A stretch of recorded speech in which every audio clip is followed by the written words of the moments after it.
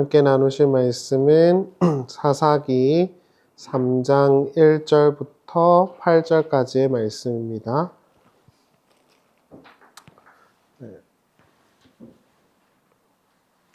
제가 봉독하겠습니다. 이스라엘 자손이 여호와의 목전에 악을 행하여 자기들의 하나님 여호와를 잊어버리고 바알과 아세라들을 섬긴지라. 여호와께서 이스라엘에게 진노하사 그들을 메소포타미아 왕 구산 리사다임의 손에 파셨으므로 이스라엘 자손이 구산 리사다임을 8년 동안 섬겼더니 이스라엘 자손이 여호와께 부르짖음에 여호와께서 이스라엘 자손을 위하여 한 구원자를 세워 그들을 구원하게 하시니 그는 곧 갈렙의 아우 그나스의 아들 온니엘이라. 여호와의 영이 그에게 임하셨으므로 그가 이스라엘의 사사가 되어 나가서 싸울 때에 여호와께서 메소포타미아 왕 구산 리사다임을 그의 손에 넘겨주심에 온니엘의 손이 구산 리사다임을 이기니라. 아멘. 네, 우리가 지난 시간에 이스라엘의 타락에 대해서 함께 나누었습니다. 이스라엘이 타락한 이유는 번영과 다산을 추구했기 때문이다. 이렇게 이야기를 했었죠.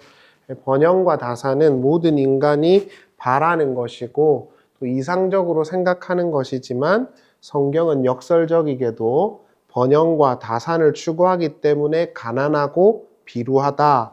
이렇게 설명을 하고 있습니다. 그리고 난 다음에 이제 사사기의 첫 번째 사사가 등장을 하는 장면이 이제 오늘 읽은 대목인데요. 사사기 3장 1절을 보시면 이런 말씀이 있어요. 아까 읽은 건 6절부터일 거예요. 1절 말씀을 보시면 가나안 전쟁을 전혀 겪어본 일이 없는 모든 이스라엘 백성을 시험하시려고 주님께서 그 땅에 남겨두신 민족들이 있다. 이렇게 시작을 해요. 하나님께서 이제 가나안 족속을 원래 다 쫓아내라 그랬거든요. 7개를. 근데 쫓아내지를 못했어요. 못한 건지 안 한 건지 좀 서술이 다르기는 하고 관점이 다르기는 한데 하나님께서 그 7족속을 남겨놓은 이유를 뭐라고 하냐 하면 하나님이 시험하려고 했다 그래요. 그런데 1절에 보시면 가나안 전쟁을 겪어본 적이 없다 그러죠. 그러니까 이게 사실 7족속을 남겨놓은 이유예요. 가나안 전쟁을 겪어보지를 못했으니까 나머지 잔당들을 냅두고 그들에게 가나안 전쟁이 뭐였는지를 알려주려고 하시는 거였고 그게 결국에는 시험으로 다가오는 거예요. 이거를 우리가 잘 생각을 해보셔야 되는 게 지난주에도 나누었지만 시험이라는 건 하나님이 주시는 시험과 연단은 반드시 이렇게 나가게 돼 있어요. 그러니까 내 상황이 예를 들어서 기업이 매출이 2배가 뛴다 이런 게 아니라 내가 하나님에 대한 이해가 더 풍성해지거나 또는 하나님이 나에게 이루어 가시는 더 깊은 어떤 삶의 전반적인 발전이 있도록 하는 게 하나님의 시험이라는 거거든요. 그래서 여기서 보시면 가나안 전쟁을 겪어본 적이 없다, 시험하려고 했다 이런 이야기들이 같이 있는 것이죠. 하나님이 광야에서 이스라엘에게 의도하신 것은 하나님을 예배하고 그를 따라가도록 하기 위해서였고 그걸 시험이라고 말을 했던 것이죠. 그러니까 우리가 한번 우리 인생 속에 하나님이 고난이나 연단 같은 걸 남겨두시잖아요. 그리고 불편하게 하는 것도 있잖아요. 그러니까 저도 있거든요. 그러니까 항상 있죠. 그러니까 예를 들어서 나를 좀 불편하게 하는 직장 상사일 수도 있고 또 뭐 가족의 문제일 수도 있고 또 뭐 직장이나 또 다른 모든 문제일 수도 있죠. 그런 걸 하나님께서 아예 클리어하게 우리에게 주질 않으시고 반드시 한두 개씩 잔당들을 냅둡니다. 그리고 그걸 통해서 우리에게 쿡쿡쿡쿡 찌르는 거예요. 너 정말 하나님을 순수하게 믿을 수 있어? 이러고 쿡쿡쿡쿡 찔러보는 거예요. 근데 그 과정을 통해 역설적이지만 하나님이 누구신지를 안다는 거죠. 그래서 이게 사사기가 말하고 있는 어떤 역사성이에요. 근데 광야라는 곳 자체도 하나님이 계속 이스라엘을 시험한 곳이었다 그러거든요. 출애굽기 15장 25절을 보실래요? 모세가 주님께 부르짖으니 주님께서 그에게 나무 한 그루를 보여주셨다. 그러니까 그 나뭇가지를 꺾어서 물에 던지니 그 물이 단물로 변하였다. 주님께서 그들에게 법도와 율례를 정하여 주시고 그들을 시험한 곳이 이곳이다. 제가 세 번역으로 넣어놨어요. 16장 4절 보시면 주님께서 모세에게 말씀하셨다. 너희가 먹을 것을 하늘에서 비처럼 내려줄 터이니 백성이 날마다 나가서 그날 먹은 만큼 거두어 드리게 하여라. 이렇게 하여 그들이 나의 지시를 따르는지 따르지 않는지 시험하여 보겠다. 이렇게 나오죠. 그러니까 광야의 삶 전체가 다 하나님을 예배하고 하나님을 따라갈 것인지 아닌지를 계속 시험하는 삶이었어요. 그리고 그걸 통해 가지고 이스라엘이 하나님의 백성으로 인식된 거죠. 여러분, 제가 그 성경 공부 인물도 말씀드리지만 이렇게 생각하셔야 돼요. 이스라엘 사람들은 자기가 이스라엘이라는 걸 잘 몰라요. 지금 우리가 인식하고 있는 이스라엘 땅 있잖아요. 지금 전쟁하는 거기에 경계가 정해진 건 근현대사예요. 고대 이스라엘은요, 영토와 지역의 경계가 없었어요. 그래서 여기 넘어가면 한국, 여기 넘어가면 일본, 이런 개념이 없어요. 그냥 여기도 살고 저기도 살아요. 그럼 이 사람들이 나는 이스라엘이야라고 인식할 수 있는 그 어떤 묶어주는 정신 체계가 필요하잖아요. 그게 뭐냐면 여호와 신앙인 거예요. 땅이 아니라 그들이 믿고 고백하는 삶의 형태가 그들을 이스라엘의 정체성을 붙들어 준 거라고요. 그러니까 그 땅에 들어가면 이스라엘이 이런 게 없습니다. 고대 근동에는 항상 그래요. 여러분, 예를 들어서 제가 요즘에도 뭐 한국사 강의를 좀 재밌게 보지만 저기 예를 들어서 대조영이 세운 나라가 여기서부터 여기까지라 그러잖아요. 근데 딱 경계가 쳐져 있는 게 아니에요. 여기서 살 수도 있고 여기서 살 수도 있는 거예요. 그럼 발에 다른 나라를 묶어주는 정신 체계가 있는 거잖아요. 그렇죠? 이스라엘도 마찬가지입니다. 이 사람들은 이스라엘 사람인지 나는 하나님 백성인지 이런 게 없어요. 이 땅에 들어가야 되나 저 땅에 이런 게 없다고요. 그럼 내가 이스라엘이라고 고백할 수 있는 증거는 뭐냐? 하나님을 고백하고 있는가였단 말이에요. 그리고 그걸 확인하는 걸 하나님이 시험했다고 말해요. 그 삶의 체계와 양식이 하나님의 백성이라는 걸 인증해 주는 거예요. 제가 요즘에 교회들에 대해서도 누차 말씀드리지만 저는 교회당 들어간다고 해서 교인이라고 생각하지 않아요. 제가 요즘에도 너무 많이 개탄하고 있는 것인데 대부분의 교회들은 너무 인본주의적이고 성경과 굉장히 벌어져 있어요. 그러니까 예를 들어서 제가 얼마 전에도 부목사님 한 분을 만났는데 거기는 장로님, 권사님 받으려고 싸운다는 거예요. 예를 들어서 성가대 연습실을 쓰는데 여러분들이 다른 교회 들어보시면 대부분 그래요. 성가대 연습실을 쓸 건데 몇 시간을 쓸 건지 놓고를 싸운다는 거예요. 그리고 힘 있는 장로님이 있는 그 성가대면 훨씬 더 힘이 세지고 이런 식의 형태는 교회의 형태가 아니에요. 그러니까 그 안에 들어가 있다고 난 교인이야 되지 않아요. 그럼 교인이 교인일 수 있는 이유는 뭐예요? 성경식으로 표현해 드릴까요? 한 분이신 하나님과 한 분이신 예수 그리스도를 믿는 것이죠. 그 사람, 그 정체성을 갖고 하루하루 살아가는 사람이 교인인 겁니다. 교회 들어간다고 되는 게 아니고요. 그러니까 하나님께서는 여기서 계속 그걸 시험하시고 있는 거예요. 너 내 백성이야 이러고 시험을 한다는 거예요.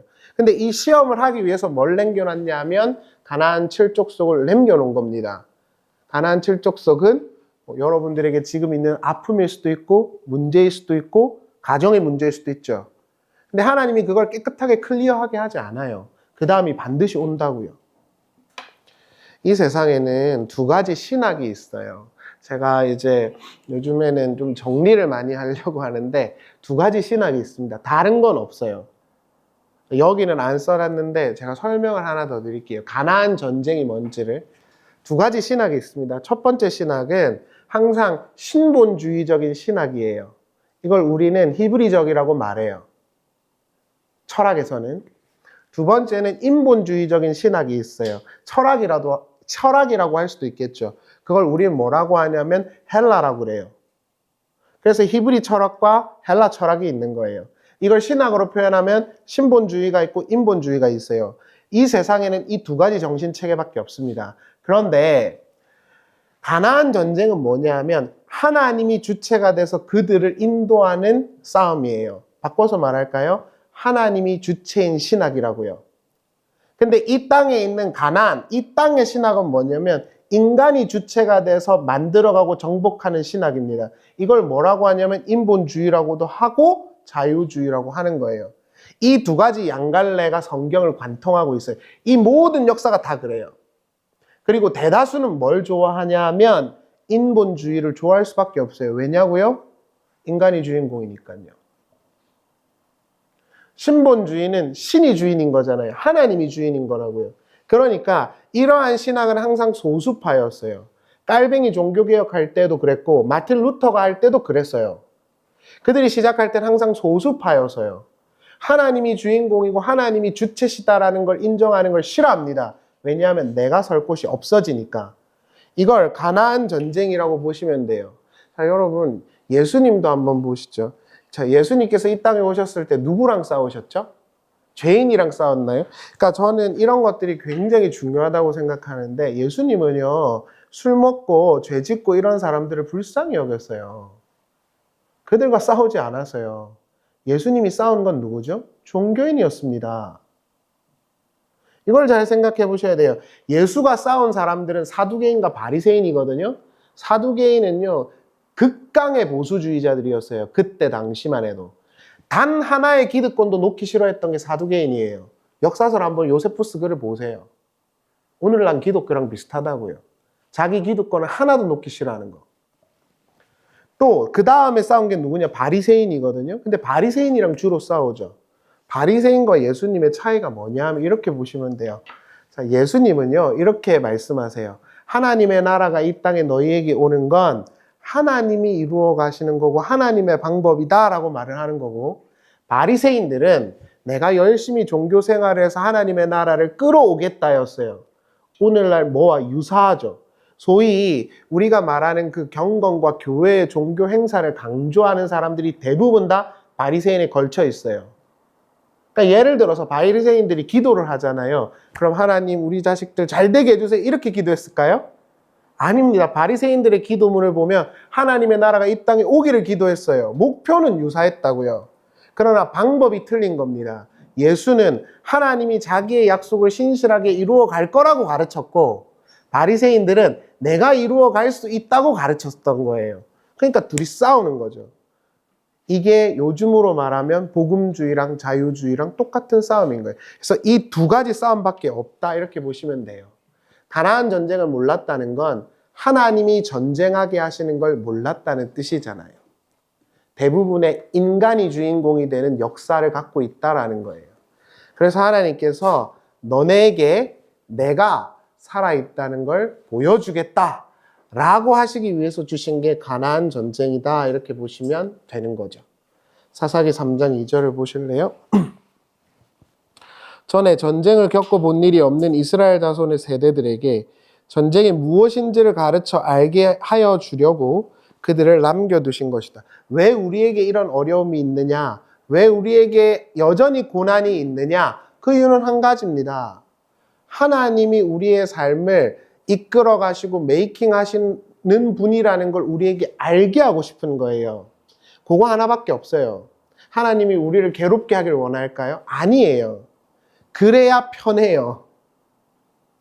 이게 역설이에요. 내가 탁 틀어지고 내 환경을 다 만들어 갖고 내가 생각하는 퍼펙트한 걸 만들어내는 게 편한 게 아니라 하나님한테 갖다 맡겨야 편하다고요. 그러니까 하나님은 그걸 우리에게 끊임없이 가르쳐 주려고 가나안 7족속을 냅둔 거예요. 여러분들이 더 잘 아시겠지만 목사님 이것만 해결되면 딱 좋겠어요. 그 다음 거 반드시 옵니다. 하나님의 신자라면. 돈이 조금 해결되면 좋겠어요. 그럼 바로 건강 문제가 오죠. 그러니까 그런 것들을 하나님이 남겨놓는다는 거예요. 그 뒤에 한번 보실래요? 그들은 바로 블레셋 5 총치자와 가나안 사람 모두와 시돈 사람과 히이 사람이다. 히이 사람은 바알 헤르본 산에서부터 저 멀리 하맛 어기에까지 이르는 레바논 산에 사는 사람들이다. 주님께서 이스라엘 자손을 시험하셔서 이렇게 나오죠? 그들이 과연 주님께서 모세를 시켜 조상들에게 내리신 명령에 순종하는지 순종하지 않는지를 알아보시려고 이런 민족들을 남겨놓으신 것이다. 이렇게 나와요. 이게 가나안 전쟁입니다. 그리고 우리의 삶의 전쟁이기도 하지요. 그러면 참 이런 질문이 바로 떠오르죠. 그럼 우린 뭐 하나요? 제가 뭐 명언은 아닌데 꼭 기억하셨으면 좋겠는 게 하나님이 다 하시면 우린 뭐 하나요? 이거에 대해서 제가 막 많이 생각을 했거든요. 어떻게 생각하세요? 하나님이 다 하시면 우린 뭐 하나요? 그 작고하신 김 목사님은 끌려가야 된다고 말을 하시더라고요. 근데 제가 조금 리폼 하겠습니다. 10년이 지났으니까. 그 과정을 즐겨야 됩니다. 그 과정을 즐길 수 있어야 돼요. 다른 거는 다 차치하고요. 하나님이 우리의 삶을 메이킹 하신대요. 그래서 우리가 원하는 사람을 만날 수도 있고 안 원하는 사람 만날 수도 있고 거지 같은 직장 상사를 만날 수도 있고 그렇죠. 그럼 우리는 뭐 하나요? 그 과정을 즐겨야 돼요.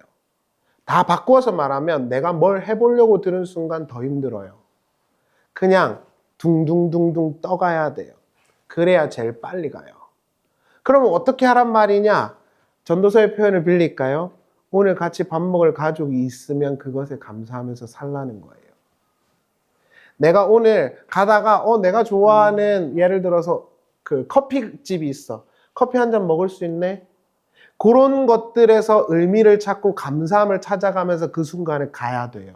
그게 아니라 쟤는 저거는 말도 안 듣고 저 새끼는 왜 다투고 이렇게 되면 안 돼요. 그러면 어떻게 되냐면 빨리 해결하고 싶잖아요. 그럼 여기서부터 뭐가 들어오느냐? 소위 이제 우리 수련의 시즌이잖아요. 특세 이런 거 들어가는 거예요. 그러면 굉장히 괴롭습니다. 저 특세를 얼마나 했겠어요? 제일 열심히 했는데 하나도 해결 안 돼요. 하나도. 제가 40일 동안 12시간씩 금식을 했거든요. 고등학교 때. 하나도 해결 안 돼요. 그 다음날 눈 뜨면 괴로워요. 그럼 어떻게 하란 말이냐? 그 순간 하나님이 주신 소소한 즐거움에 집중하셔야 돼요. 그리고 내 새끼가 있네. 오늘 내 아들이랑 같이 밥 먹을 수 있네. 우리 부모님이랑 밥 먹을 수 있네. 그게 좋아야 돼요. 그러다 보면 지나가요. 그리고 내가 생각지 않은 그 순간을 누려요. 틀림없어요. 제가 성경을 나름 열심히 연구하지만 틀림없는 이야기입니다. 내 가족이 있구나. 오늘 같이 예배할 수 있는 사람이 있구나. 오늘 내가 같이 살아 숨쉬면서 복음 나눌 수 있는 사람이 있구나. 감사하다. 요렇게 생각을 해야지. 이런 건 다 까먹고 아유, 나라도 개판이고 정치도 개판. 이렇게 되는 순간 우리는 어떤 생각을 하냐면은 그 순간이 괴로워져요. 그러면 거기서부터 내가 뭘 해야 되겠구나라고 생각을 해요. 그러니까 성경은 딱 이걸 말하죠. 전도서가 그러잖아요. 하나님의 뜻은 니네가 죽었다 깨나도 몰라. 그러니까 오늘 밥상머리에서 밥 먹는 거 좋아해야지. 이렇게 말하는 거예요. 똑같은 이론입니다. 그걸 배우는 게 하나님의 백성의 삶인 것이죠. 여러분 한번 그렇게 살아보시죠. 그랬을 때 내가 꿈꾸고 계획한 것보다 훨씬 더 나은 삶이 열릴 것입니다. 근데 그게 안 되니까 오히려 괴로운 거예요. 자꾸 금식하고 특세하고 죄송합니다 이런 표현을 써서 그 난리 부르스를 치니까 힘든 거라고요. 기도하고 나갔는데 내 새끼는 똑같아. 그게 괴로운 거예요. 기도하고 나갔는데 우리 남편은 똑같아. 그게 대부분 목사님들, 집사님들의 삶이잖아요. 그러면 안 된다는 거예요. 지나가야 된다고. 사사기 3장 9절을 보시면 주님께서 이스라엘 백성들에게 크게 분노하시고 그들을 메소포타미아 왕 구산 리사다임의 손에 넘겨주셨다. 이스라엘 자손이 구산 리사다임을 8해 동안 섬겼다. 이스라엘 자손이 주님께 울부짖으니 주님께서 그들을 구하여 주시려고 이스라엘 자손 가운데서 한 구원자를 세우셨는데 그가 곧 갈렙의 아우 그나스의 아들인 온니엘이다. 이렇게 나오죠. 자, 이 과정을 이제 사사기의 역사는 이렇게 펼치는 거예요. 괴롭게 하는 게 있고 그래서 하나님을 찾고 하나님이 구원해 주시고 평화로워지고 이 4단계 사이클이 계속 돕니다. 아주 지겹도록. 근데 우리가 볼 땐 다 읽었으니까 그렇죠. 다 읽고 있으니까 반복이죠. 근데 각각의 세대에게 그 과정을 주신 거예요. 알라고. 그러니까 그 세대는 한 번 겪은 것입니다. 근데 여기에서 우리가 한 가지 이제 주목해서 봐야 되는 게 뭐냐면 사사죠. 자, 여기서 하나님이 구원을 베풀어 주시고 우리에게 하나님의 평화로 이끌어가게 하시는데요. 거기에 세운 존재가 사사입니다. 그런데 여러분들이 아시는 첫째 사자가 누구냐면 온니엘이에요. 온니엘은 갈렙의 사위예요. 근데 참 재밌는 게 사사에게 주님께서 너는 사사야 라고 인증하는 KS 마크 하나가 있습니다. 오늘 제가 그걸 설명을 드리려고 그래요. 자, 하나님께서 그러면 하나님의 나라를 이루어 가시기 위해서 하나님이 사사를 하나 세우는데 우리한테도 사사가 필요할 거 아니에요. 우리도 힘들고 어려우니까. 그 사사는 누구냐? 여기서 보면 구원자라 그러거든요. 구원자를 하나 세웠다 그래요. 그럼 개나 소나 사사가 되느냐? 그렇지가 않습니다. 사사가 되는 필수 조건이 있어요. 그게 뭐죠? 여호와의 신이 강림하는 것입니다. 사사기 3장 10절을 보세요. 주님의 영이 그에게 내리니 온니엘은 이스라엘의 사사가 되어 전쟁터에 싸우러 나갔다. 자, 주님의 영이 그에게 임했다 그러죠. 이거는 먼저 설명을 드릴게요. 하나님의 구원은 하나님이 주시는 거야 라는 사인으로 여호와의 신을 주는 겁니다. 그래서 온니엘이 날 때부터 영웅이라서 그들을 구한 게 아니라 하나님의 구원하심이 신적인 초월의 영역에서부터 온다는 걸 보여주기 위해서 여호와의 신을 부어준 겁니다. 여호와의 신을 부어준 사사 4명이 있어요. 신학생들도 모를 거예요. 잘 모르니까. 사사 4명, 온니엘, 그 다음에 기드온, 그 다음에 입다, 그 다음에 삼손입니다. 4명. 이 사람들의 이야기를 다 보면 하나님의 신이 임해요. 그러니까 삼손은 태어날 때부터 막 헬스, 김종국 이런 사람이 아니라 호리호리한데 그때만 하나님이 때려 부어갖고 구원해 주신 거예요.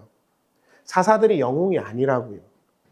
하나님의 구원은 하나님의 방법으로부터 온다는 걸 보여주는 거예요. 그래서 누구를 찾는 거냐면 여호와를 찾는 거예요. 자, 정리를 좀 해보죠. 우리에게 괴로움이 있고 힘든 게 있잖아요. 그때 하나님만 찾아야 되는 이유는 뭐냐? 땅적인 방법으로는 해결이 안 돼서 그래요. 하나님이 우리에게 하나님의 방법으로 우리를 해결해 주셔야 되고 구원해 주셔야 돼요. 그걸 여호와의 신이라는 구조가 보여주는 것이죠. 그래서 구원자라는 단어를 쳐보면 히브리어로 머사흐 이렇게 돼 있는데 그걸 쳐보면 어디에서 제일 많이 나오느냐? 기억하세요. 선지서에서 제일 많이 나옵니다. 선지서가 뭐죠? 이스라엘 백성들이 다 쫄딱 망했어요. 우리 집이 쫄딱 망했어. 아무것도 안 돼. 나는 괴로움만 있어. 그때 선지자들이 뭐라 그러냐면 구원은 하나님께로부터 오니까 너네가 하나님을 찾아라 이렇게 말을 해요. 선지서에서 제일 많이 나오는데 그 중에서도 제일 많이 쓰는 사람이 이사야예요. 이사야 25장 8절을 보실래요? 주님께서 죽음을 영원히 멸하신다. 주 하나님께서 모든 사람의 얼굴에서 눈물을 말끔히 닦아주신다. 그의 백성이 온 세상에서 당한 수치를 없애주신다. 이것은 주님께서 하신 말씀이다. 그날이 오면 사람들은 이런 말을 할 것이다. 바로 이분이 우리의 하나님이시다. 우리가 하나님을, 여기서부터 중요해요, 의지하였으니 하나님께서 우리를 구원하신다. 바로 이분이 주님이시다. 우리가 주님을 의지한다. 우리를 구원하여 주셨으니 기뻐하며 즐거워하자. 이사야가 말하는 거예요. 너네 지금 괴롭고 힘들지. 너네를 힘들게 하는 것들이 있지. 세상적인 방법으로 해결할 수 없어. 하나님을 찾고 하나님을 의지해. 그러면 하나님이 너희를 구원해 주실 거야. 이 구조를 선언하기 위해서 사사들에게 여호와의 신을 부어줬다는 소리입니다. 뒤에 보실래요? 33장 22절입니다. 주님께서는 우리의 재판관, 재판관이 사사가 재판관이잖아요.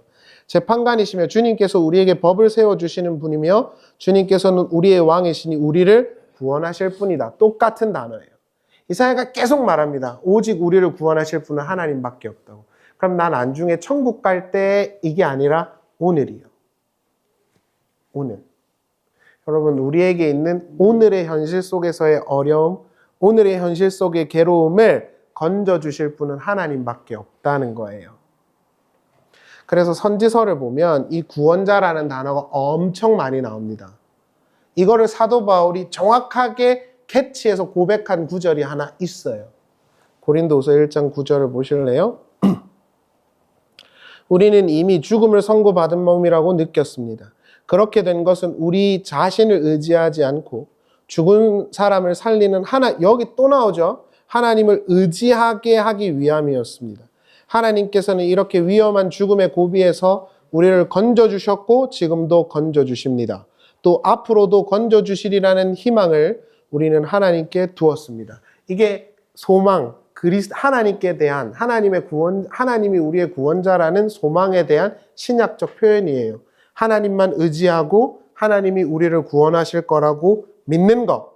그래서 하나님께 소망을 두는 거. 그래서 이스라엘 백성들이 하나님께 기도했고 하나님이 신적인 능력으로 온니엘을 세워서 그들을 구원하신 거죠.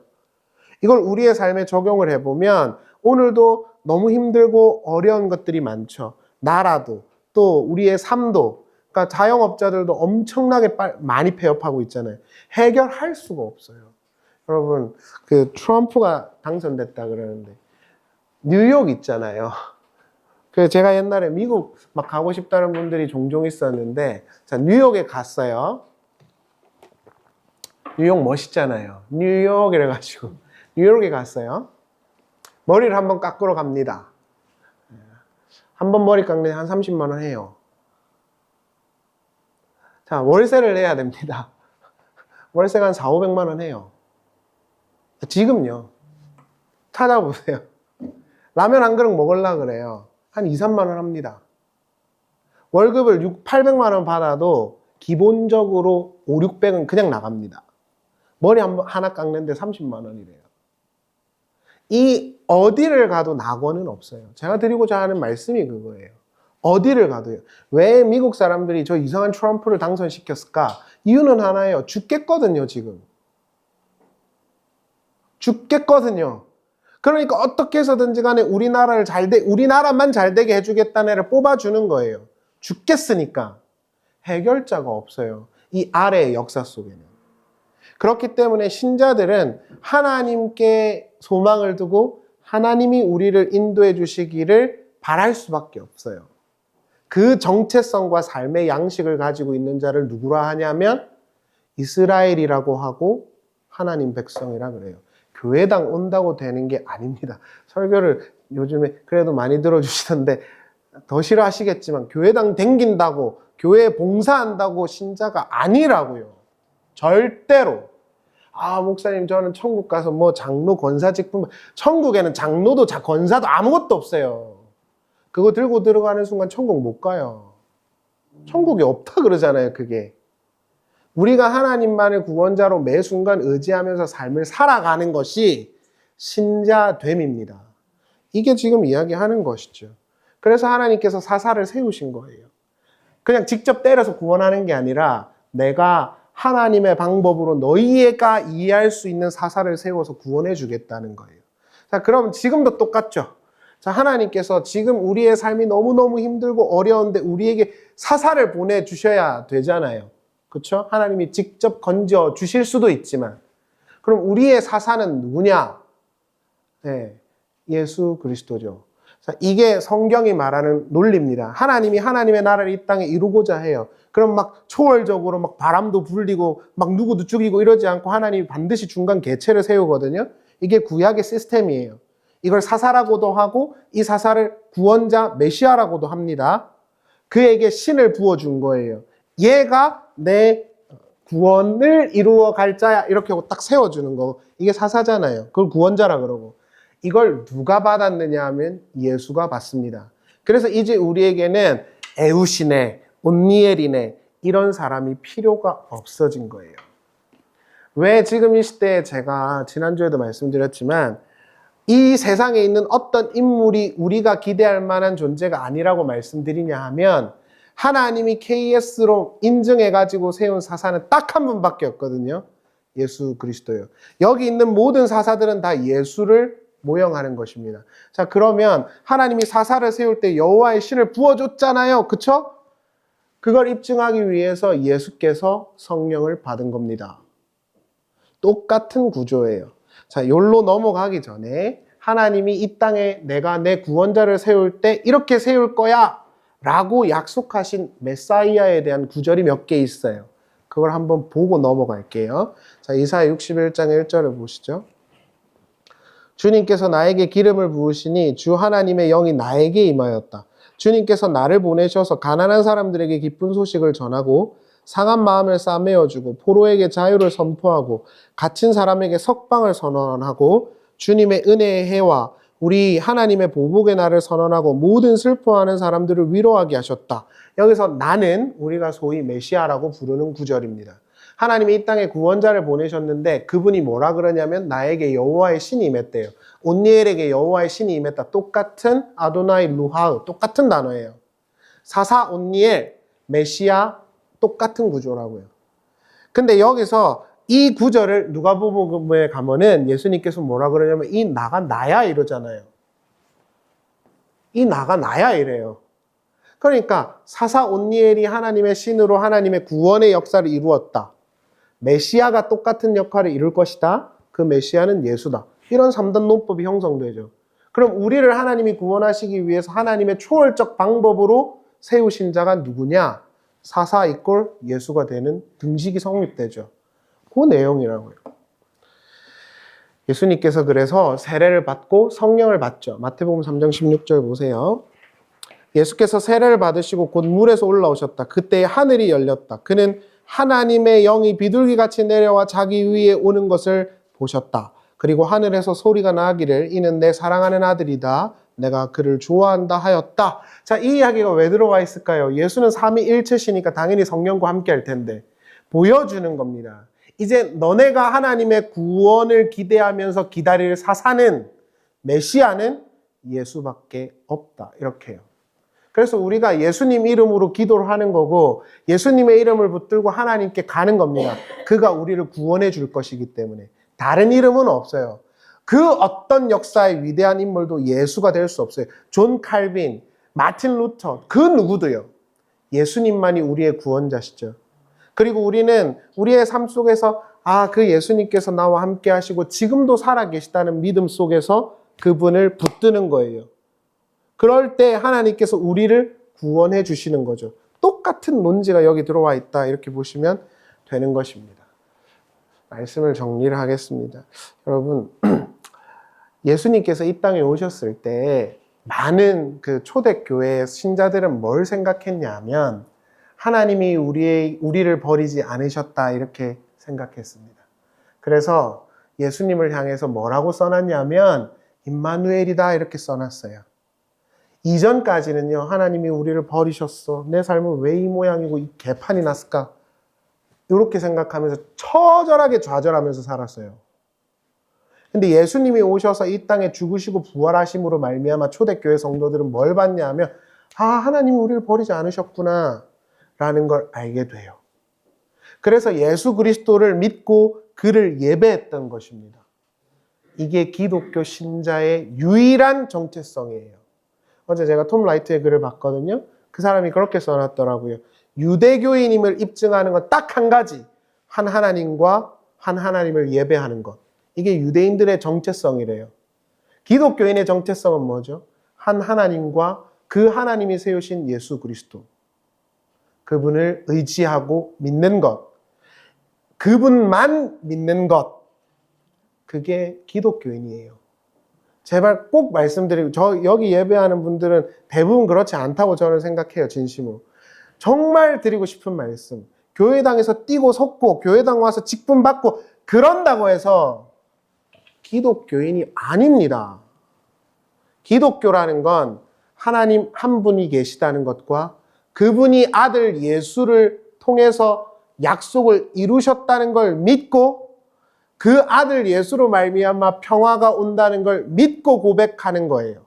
그리고 그렇게 하루하루 삶을 살아가는 거죠. 삶의 양식 속에서.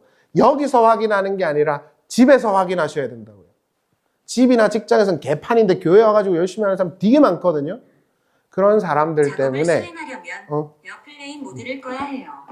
시리가 너무 흥분했다고. 그렇게 하는 순간 기독교가 욕을 먹는 거예요. 말씀을 마치겠습니다.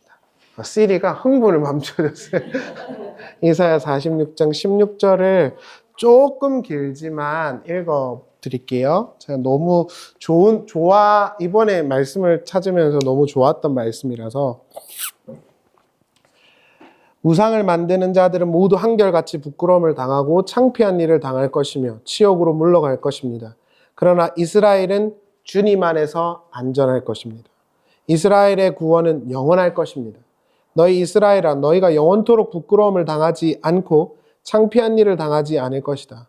하늘을 창조하신 주, 땅을 창조하시고 조성하신 하나님, 땅을 견고하게 하신 분이 말씀하신다. 그분은 땅을 혼돈 상태로 창조하신 것이 아니라 사람이 살 수 있게 만드신 분이다. 나는 주다. 나밖에 다른 신은 없다. 나는 어두운 곳에서 은밀하게 말하지 않았으며 야곱 자손에게 나를 허무하게 찾아라 하지도 않았다. 나 주는 옳은 것을 말하고 바른 것을 알린다. 이방 나라에서 살아남은 자들아 모여오너라. 다 함께 오너라. 나무 우상들을 들고 다니는 자들과 구원하지도 못하는 신에게 기도하는 자들은 다 무지한 자들이다. 하나님만 구원하실 수 있다고 이야기하는 것입니다. 그래서 시편의 고백처럼 하늘 위에 주님 외에 우리가 사모할 자가 없는 것이죠. 그러한 삶의 양식과 고백을 갖고 살아가는 것. 그걸 뜨겁게 고백하면서 살아갈 수 있는 것. 그게 저는 신자의 삶이라고 생각해요. 제가 어제 요즘에 핫한 드라마 아세요? 아시죠? 중증 보셨어요? 한번 부모님이랑 한번 보세요. 근데 제가 그냥 드라마를 안 봐요. 제가 애들한테 드라마 언제 거 봤어요? 그러면 내가 이태원 클라스 봤다. 그러면 애들이 그 약간 원시인으로 봐요. 근데 제가 그 드라마를 보면서 한 가지 되게 좋았던 대목이 하나 있어요. 저한테 도전이 됐던 거. 그 주인공이 그런 이야기를 해요. 되게 힘든 자기 의사 생활을 하고 있는데 고민하는 그 후배한테 그렇게 말하더라고요. 이유를 찾아야 된다. 네가 이 길을 가고 있는 이유를 찾아야 된다. 근데 제가 그런 생각을 했어요. 나는 왜 목사를 하고 있고 왜 신자로 살아가고 있지? 그 사람은 그러더라고요. 내 앞에 죽어가는 사람 하나만 있어도 나는 의사를 하겠다라는 이유를 찾았기 때문에 하는 거라고. 인정 안 해줘도. 근데 제가 그 말이 되게 울림이 됐어요. 기독교인인 이유는 뭐죠? 우리가 하나님의 백성이라고 고백하는 이유가 뭐죠? 돈이 잘 벌어져서, 사업이 잘 돼서, 또는 내가 하는 일들이 잘 돼서? 아니요. 그건 우상 숭배하는 사람들의 이유고요. 그럼 돈이 안 벌릴 때는 어떡하실 건데요? 우리가 힘들고 어렵지만 기독교인인 이유는 저는 이렇게 배웠습니다. 한 분이신 하나님만이 우리를 구원하실 수 있다는 것. 그리고 한 분이신 하나님이 자기 아들이신 예수 그리스도를 통해서 나 너 버리지 않았어를 말씀하셨다는 것. 그것을 믿고 고백하는 것이 신자라고 생각합니다. 그 이유가 분명하시다면 여러분들이 어디에 있든지 하나님이 함께 하실 것입니다. 그러나 그 이유가 아니라면 교회당에 와도 하나님은 보지 않으실 겁니다. 그 이유가 있으신지 나중에 가셔서 꼭 부모님과 한번 보십시오. 우리 함께 기도했으면 좋겠습니다. 네, 여러분, 우리가 이 세상을 살면서 바라볼 수 있는 분은 하나님밖에 없다. 그게 절실해지는 것 같아요. 제가 좋아했던 선생님 같은 분들도 보면은 너무 이상하다 이렇게 느낄 때가 많아졌거든요, 요즘에. 그래서 저 사람들이랑 같이 내가 나중에 저 사람들한테서 뭐 배워야지 이랬던 분들도 너무 많이 변질돼서 제가 그 목사님들 있는 부목한테 물어봐요. 왜 그렇게 하셨대? 그러면 딱히 말을 못 하더라고요. 우리 하나님밖에는 없죠. 우리가 그러한 믿음과 고백을 가지고 하루하루 잘 살아갈 수 있게 해달라고, 그 과정을 즐길 수 있게 해달라고 잠깐 기도했으면 좋겠습니다. 기도하시겠습니다.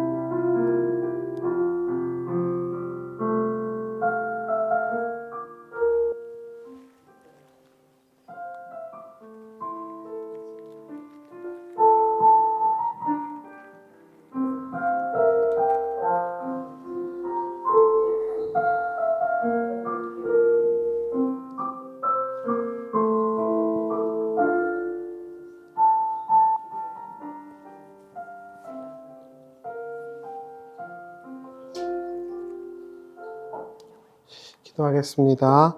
여호와는 나의 빛이요 나의 구원이시니 내가 누구를 두려워하리요. 여호와는 내 생명의 능력이시니 내가 누구를 무서워하리요. 군대가 나를 대적하여 진칠지라도 내 마음이 두렵지 아니하며 전쟁이 일어나 나를 치려 할지라도 나는 여전히 편안하리로다. 내가 여호와께 바라는 한 가지 일 그것을 구하리니 곧 내가 내 평생에 여호와의 집에 살면서 여호와의 아름다움을 바라보며 그의 성전에서 사모하는 그것이라. 아멘. 구원자이시며 우리의 보호자가 되시는 아버지 하나님, 우리와 함께 하신 은혜에 감사드립니다. 이스라엘 백성처럼 우린 날마다 넘어지고 쓰러집니다. 바울에게 하신 말씀처럼 우리가 우리 스스로를 덫에 걸려 넘어지게 하는 삶을 살아갑니다. 아무리 노력해도 해결되지 못하고 이르지 못하는 곳을 바라보며 우리는 삶을 살아갑니다. 이 자리에서 늘 아버지 하나님을 찾게 해주시기를 바랍니다. 구원자이신 아버지께서, 홀로 구원자이신 아버지께서 우리를 구원해 주셔야만 우리의 삶을 우리가 살아갈 수 있습니다. 당신이 세우신 유일한 구원자 예수 안에서 평화로운 삶을 살아가게 해주시기를 간절히 바랍니다. 저마다 자신이 옳다며 선택하고 행하던 이스라엘처럼 지금 우리가 마주하고 있는 사회가 그와 같습니다. 아버지 하나님, 우리는 어디로 가야 하며 어떻게 살아야 합니까? 우리에게 늘 바른 진리의 말씀과 바른 길을 인도해 주셔서 왜곡되고 편향된 세상 가운데서 좌로나 우로나 치우치지 않고 주님 주신 길을 걸어가게 해주시기를 바랍니다. 어린아이에서부터 어른에 이르기까지 함께하는 모든 분들을 축복해 주시고 하나님 아버지께서 가장 선한 길로 인도해 주시고 지도해 주시기를 간절히 바랍니다. 주신 삶의 자리가 주님 안에서 평안하고 든든히 서가게 해주시고 날마다 만나를 먹여주시되 세상 사람들이 먹을 수 없는 그 감추어진 만나를 먹여주시기를 바랍니다. 이스라엘과 같이 광야보다 더 광야 같은 오늘을 사는 당신의 백성인 우리를 긍휼히 여겨주셔서 우리의 의복이 헤어지거나 먹을 것이 떨어지는 일이 없도록 해주시기를 바랍니다. 함께 예배하는 모든 분들을 보호해 주시고 가장 선하고 좋은 길로 지도해 주시기를 늘 의탁드립니다. 주 예수 그리스도의 은혜와 하나님의 사랑과 성령의 교통하심이 사랑하는 성도님들과 함께 하시기를 간절히 축원하옵나이다. 아멘.